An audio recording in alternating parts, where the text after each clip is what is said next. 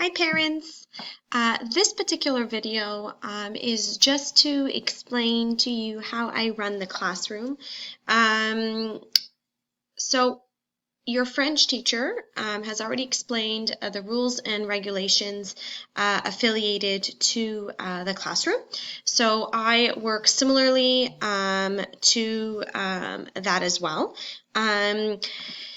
Obviously, my time is is a little bit more limited in each of the classrooms, so I only teach 33% of the time in each of the classrooms. That being said, we do run an ELA program, so we're a little bit more fast-paced than what you would probably see in French or in mathematics. In terms of movement in the classroom, with COVID, I try to limit as much movement in the classroom, but I do welcome the students to stand up and move around and work kind of like they would prefer to work. So if they need to stand and color or write what they have to write while they're standing, sitting on the floor, then I welcome them to do that. Every student learns differently, so for me, whatever way they learn the best, they're more than welcome to do so.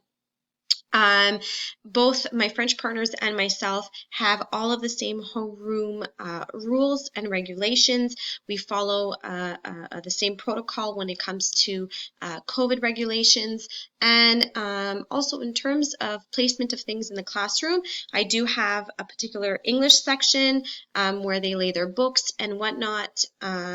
So everything is really maintained in the classroom.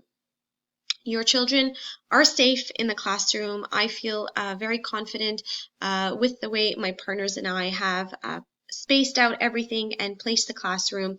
So I really do believe that your children are going to enjoy the year, even though it's in a limited space, enjoy the year with both myself and my French partner. Please feel free if you have any questions concerning the way that I formulate my week. So, when do the students move around the classroom? What activities would require a movement and whatnot? You're more than welcome to ask me.